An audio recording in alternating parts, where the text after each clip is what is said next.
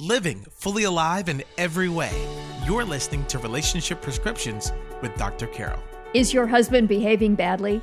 Hi there, I'm Dr. Carol, and welcome to Relationship Prescriptions. Now, I'll just give all of you a warning. We are talking about husbands behaving badly today, but that does not mean wives get off the hook. We are definitely going to be addressing the other side of the equation in another week or so. But I am addressing 4 specific questions that wives have written to me about challenging marriage situations around husbands behaving badly. I love these kinds of question and answer scenarios. That gives us the material to hopefully address something in your situation. And I just want to start by saying that if you have a scenario that you are challenged with, I encourage you to write to me. Go to drcarolministries.com/contact us. Use the contact us page there. That comes to me confidentially. I respond to those personally, and you just may get your question addressed on an upcoming episode of Relationship Prescriptions. So the first scenario, this wife wrote to me, do you have evidence of marriages where domestic violence is an issue that they have been saved to support your claim that God can heal that marriage? I'm not talking about the idea that God can heal anything. I mean statistical evidence and data. If not, then your statement that God can heal any such marriage is misleading and dangerous, and it's irresponsible to equivocate violence to addiction or adultery. All are destructive, but more people die at the hands of their significant other due to violence than adultery. Safety should be the top priority, full stop. Then assess whether the marriage can be saved. The answer to the first part of your question is absolutely yes. I know personally of marriages where domestic violence has been real and long-term, where God has healed that marriage. The domestic violence has stopped, God has healed the relationship, and that marriage is saved. So absolutely, I know that happens. I've seen it. I know the people.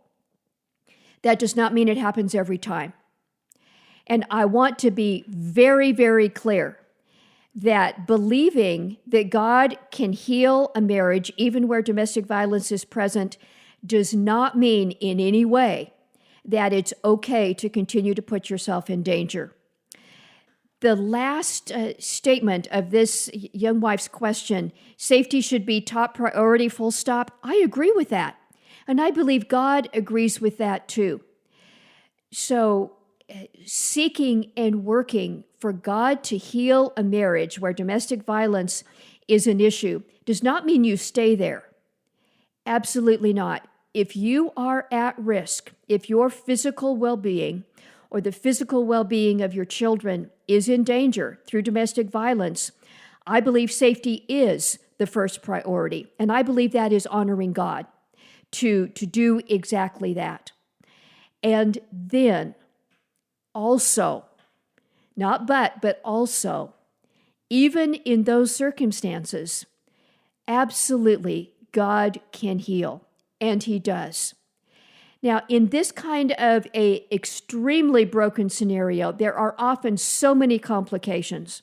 There's the complication of, were you, for example, missing the warning signs that could have alerted you to this earlier if you are that wife who has been physically harmed in your marriage with domestic violence? And there can be all kinds of scenarios there. Perhaps the examples that you saw growing up, maybe you did have some kind of abuse in your background. That does not mean that you are responsible. You are not. You are absolutely not responsible for any violence against you. But the point is, you need to grow too. Your ability to be in a healthy relationship Whether God heals the one you're in now or another healthy relationship, in part, depends on your own growth.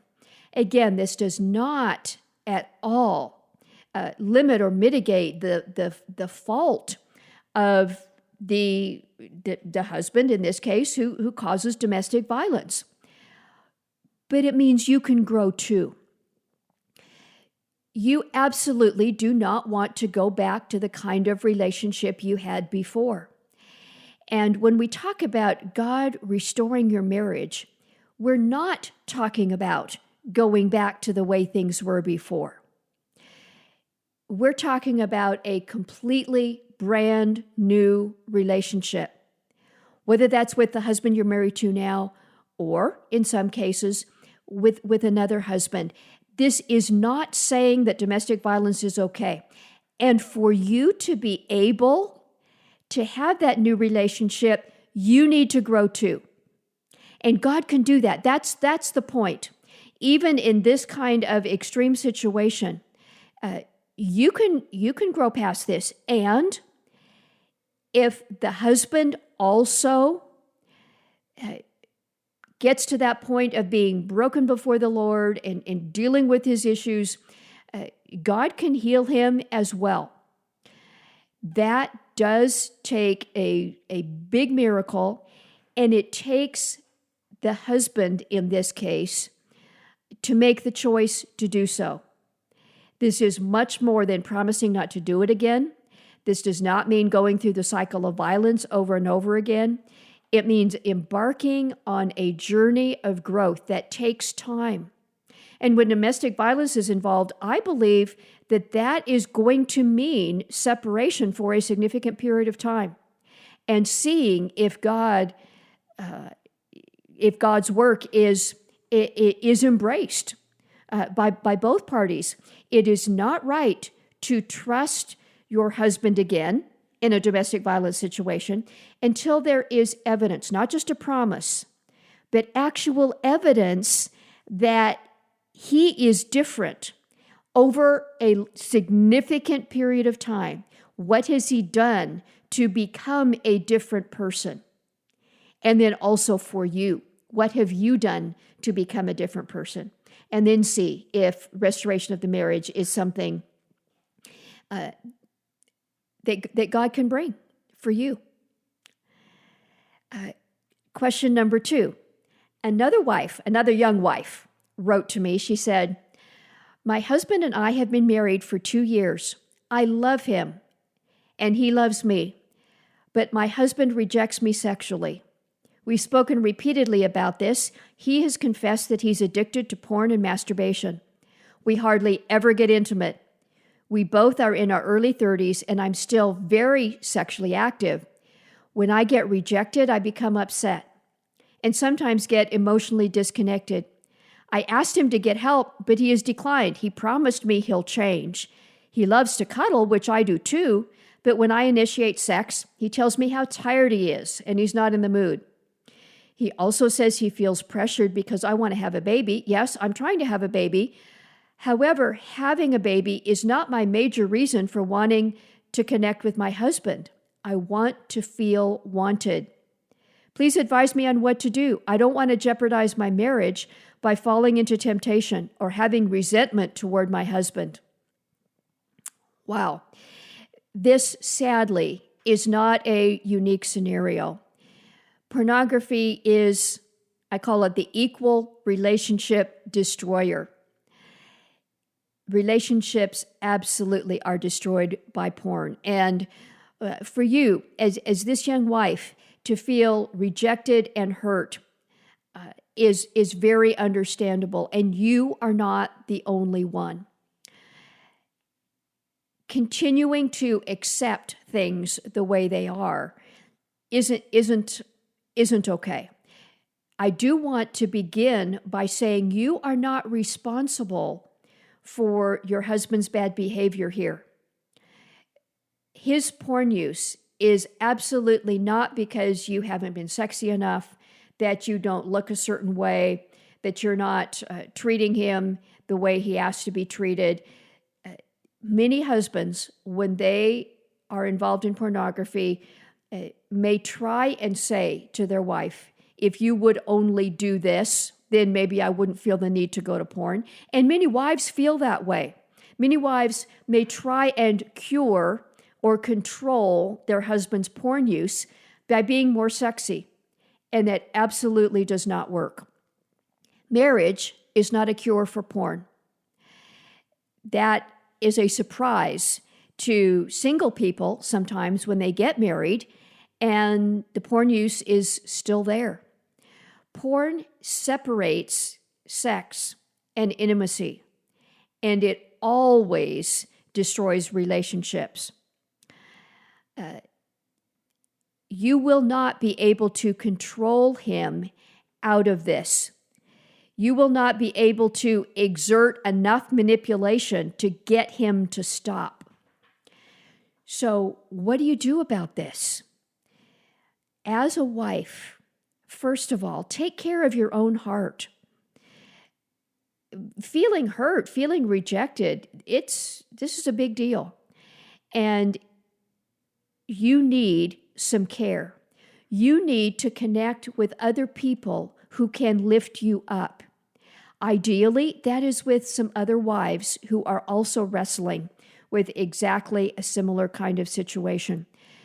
There are spouses groups at some of the Christian online support services related to pornography and marriage, including xxchurch.com or bebroken.com. There are others as well. You need that kind of lifting up, even if it's not directly about this particular problem. You need to be around other people who nourish you so that your heart is not empty and drained. That is not like healthy sex with your husband, but it will be important. When your heart is nourished, you will have a greater resiliency and ability to even think about dealing with this with your husband. So do that. Spend some time with God, asking the questions, how do you see me? How does God see you? And hear for yourself what he says about you. And intentionally get that nourishment for your soul. Then what do you do about your relationship? What do you do about your marriage? The first thing is to ask if your husband believes that this is wrong. As some husbands may say, oh yeah, it's a problem and I'll stop, but not really understand the depth of the problem. It is very likely that you will need to put some serious boundaries in place. If your husband is struggling with porn, that doesn't mean that God cannot restore him and your relationship and you, but the circumstances need to change. And when you discover this, putting boundaries in place is very often necessary. That may look something like, honey, I love you, but this aspect of our relationship has to change, and I am going to require you to enroll in a pathway of growth. There are several out there. That is up to him to choose and find and decide. But then saying to him, if you don't, then I am going to make this choice in response. Many wives have had to make the decision to temporarily separate while God is working on this whole situation. Your heart will need healing. Your heart as a wife will need to go through a process of forgiveness. Forgiveness does not say it's okay. It's not okay. Forgiveness does not mean extending trust again until your husband has become a different person. But your heart will need help along that journey, and your husband will need support in becoming someone different. It's kind of a theme here when we're talking about husbands behaving badly. Your husband will need to become somebody different before the relationship can be restored. That comes through connection with others. It comes through him facing who he is before God and then enrolling in a journey of growth. And there are plenty out there. That process for most couples where porn is an issue, that process of coming to healing and restoration of your relationship takes time. And how long? A couple that I know very well who went through this process, it was a couple years before the relationship could be called restored, and then ongoing growth after that. This is not a quick issue. So I want to say to you, feeling hurt and rejected, even betrayed, it's normal, and it's right to do something about it, to set some boundaries in place. Wow, deep breath. Another letter that I got from another wife who's very distressed. And she said this: "What if your spouse just won't reveal himself? I'm frustrated. I know the bottom line is he wants affection, and I can't seem to give it because he's quite annoying to me. When things seem to be going well, he says or does something to upset me. My heart has been chipped away at repeatedly. I can forgive everyone, but not him. I'm always waiting for the bammy to go down, and when it does, I give him sex, but I don't enjoy it. He acts like a spoiled child when he doesn't get his way.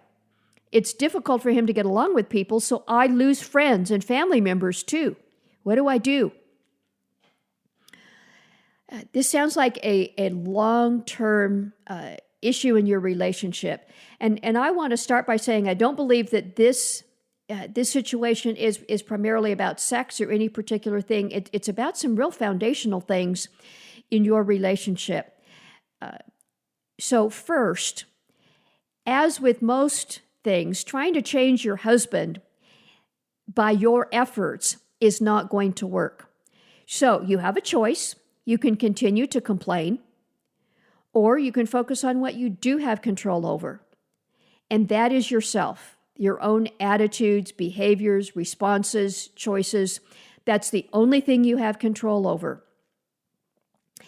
In doing that, I want to suggest a few specific areas of that focus. First of all, to ask a curiosity kind of question. Is your husband toxic and destructive, or is he immature? Now, your pain may be similar, but how you respond may be different. There are toxic people, and sadly, many of those people are married. The decision about whether your spouse is toxic or not is not based on whether they treat you how you want to be treated or whether you're happy in your relationship.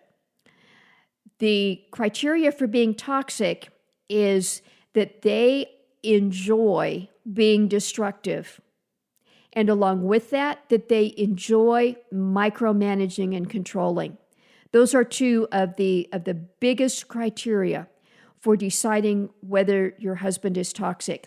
If he is, then separating in some measure is usually needed. But if not, if it's more a matter of lack of communication and being irritating and different personalities that are clashing and ongoing conflict, then there are different options that usually are much more appropriate. So how do you do that? Focus first, again, on your own heart.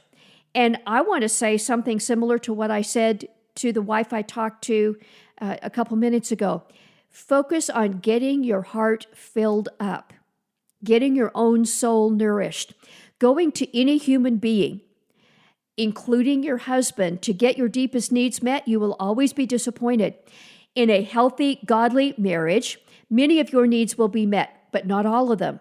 And in every marriage, there are needs that will not be met. Your spouse will fail you, just like you will fail your spouse. But you are responsible for finding healthy and godly ways to get filled up. That means time with positive, uplifting people, like I described a few minutes ago. Get around people who lift you up, who help you want to be a better version of yourself. Spend time in creative pursuits that you enjoy, that bring out the best in you. You mentioned that you lose friends and family members because of what you say your husband has a hard time in getting along with people. You may need to develop some relationships that are separate from relationships that your husband would be deeply involved with. Some girlfriends that you go out for coffee with, a ladies' Bible study group, that kind of thing, where you get that nourishment and you intentionally invest in those relationships. I'd also like to encourage you to direct your focus in your relationship in some positive directions. That can include looking for things that your husband does that you can be grateful for. Being curious about why he does things the way he does. You mentioned that you can't forgive him, and I want to just circle back to that for a minute. If he is simply irritating, that's not so much a matter of forgiveness, it's a matter of communication. Now, if he has harmed you, if he has done things that have caused you pain, which is very much possible, in fact, it's likely, those specific things forgiveness is important for. Let me remind you that forgiveness does not say it's okay. Forgiveness is simply choosing to let it go and let God be responsible to deal with that person. It opens your hand and it lets the poison drain out of you. It does not necessarily mean that the relationship can come back together. For the relationship to be restored, that takes two of you. That takes his decision and action as well. And in that light, I want to just talk for a moment or two about the communication aspect of this. You started out in marriage with some default patterns of communicating. Your husband did too. You learned those, each of you learned those growing up before you knew you were learning them, and you've fallen into certain patterns together that undoubtedly are much less effective than they need to be. Communication is a skill that you can learn. In the show notes, you'll find a link to our Guide to Healthy Communication in Marriage. You can also find that by going to drcarolministries.com/talk. drcarolministries.com/talk.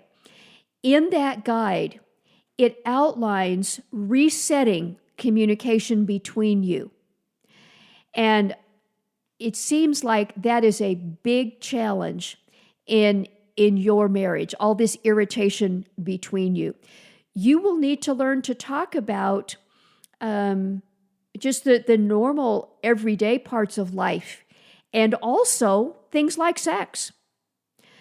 In that Guide to Healthy Communication in Marriage, there is included some worksheets that actually help you do that and some specific tip sheets about how to talk about some of these difficult topics like money, like sex, like in-laws. So I think that can be very helpful for you. drcarolministries.com/talk. And that can help reset the communication between you. The last wife, the last husband's behaving badly scenario. And this is a particular sad one. This wife writes, "I need help. My husband has been cheating on me for almost 12 years now with different women, married and single. The relationship sometimes lasts for more than 5 years. He is still continuing it, and it's killing me. Sometimes I tell myself I am in it for the kids and try to ignore it. there is no trust. He is not willing to talk about it. He's not willing to try and work things out. He enjoys it. What can I do? Wow. That kind of betrayal cuts very deep in a woman's soul. And I want to start by acknowledging that pain. And I'd like to then focus on a couple suggestions that will help you in deciding what to do going forward.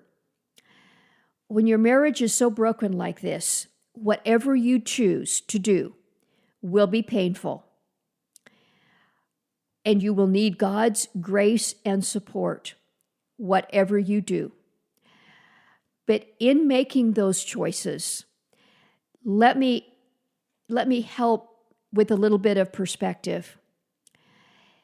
If your husband is not willing to see that he is in error or to change, staying around is not likely to result in anything different than what you are experiencing now. This is one of those times, very painful, when you may need to wrestle with the question, is God releasing me from this marriage?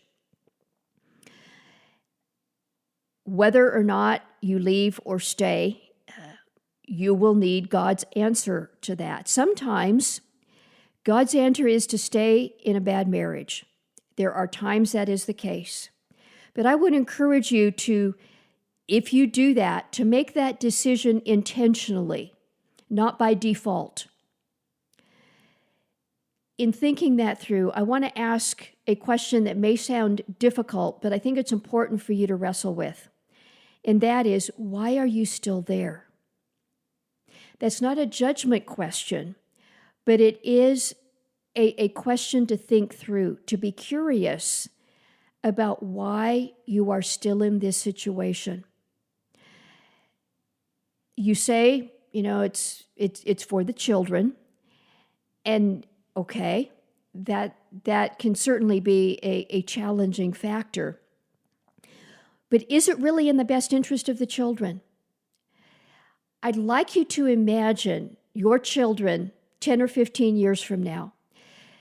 You said you have children, probably a daughter, frankly, either daughter or a son.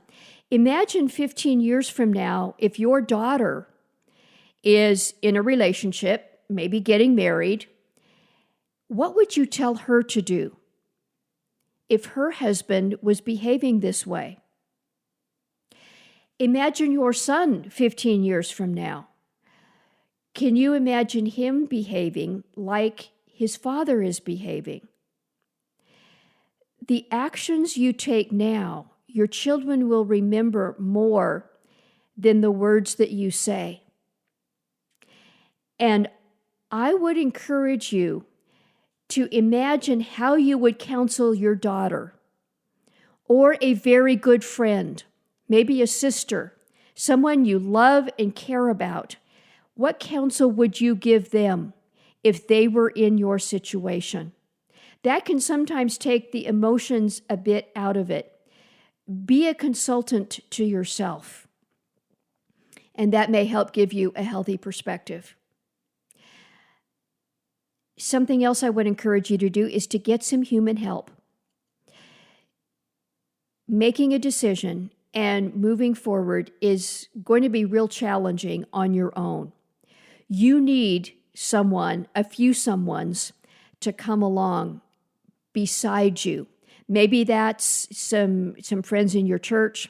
Maybe that's a 12-step support group, whatever. If there's domestic violence involved, if there's alcoholism involved, that's certainly big. Even if there isn't, just your husband's ongoing affairs means there's a lot of pain and dysfunction going on, and you need some help. That may involve some coaching or some counseling. I would encourage you to pray about and then intentionally connect with one or more other people to help you walk through that. Because this is this is a tough time, it will involve looking at your own heart and then acting not only in your best interest, but also in the best interest of the children. And my prayers are with you. This is not easy. And if I can be of further support, write to me. Go to drcarolministries.com to the Contact Us page there and write to me. I also want to mention that from time to time I do some coaching, most of that by phone.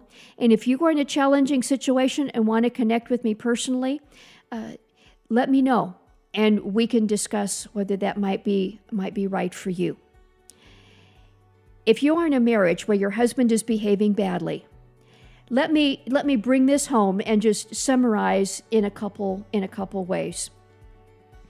First of all, you cannot change your husband by trying to change him. You can only focus on what you can control, and that is your own thoughts, responses, behaviors, choices. A very helpful question is to consider, is this marriage toxic? Is your husband behaving out of an evil heart? You may need to pray to discern that, but that will impact the choices that you make going forward. Get some nourishment for your own soul. That includes time with God. It also includes connecting with other people to fill up your soul in important ways. Getting that kind of human help. And if that help needs to include reaching out and connecting with me, let's talk about that. We will soon talk about the other side of the equation when wives behave badly, so stay tuned. I want to thank you for being part of our podcast family. In these episodes, no topic is too difficult or too hard for us to address.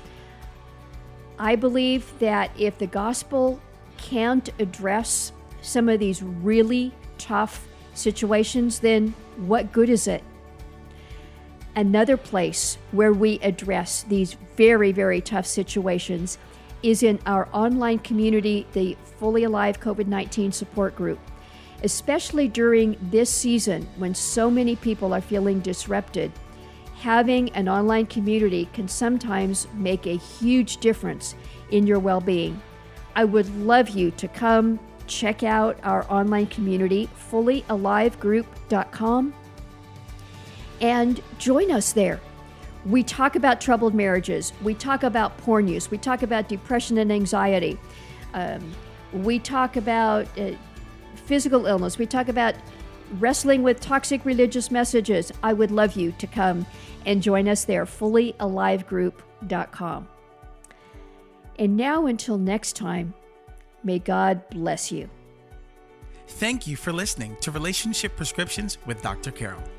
Our purpose is to provide trustworthy resources that help you and others live fully alive in every way as God intended. If you would like to help others experience transformation in their lives and relationships, we invite you to partner with us. Text the word GIVE, that's GIVE, to the number 512-980-1620. Or visit our website at drcarolministries.com/donate to make a one-time contribution or monthly gift. Your financial support allows us to expand our message and to help others. Thank you so much, and may God bless you.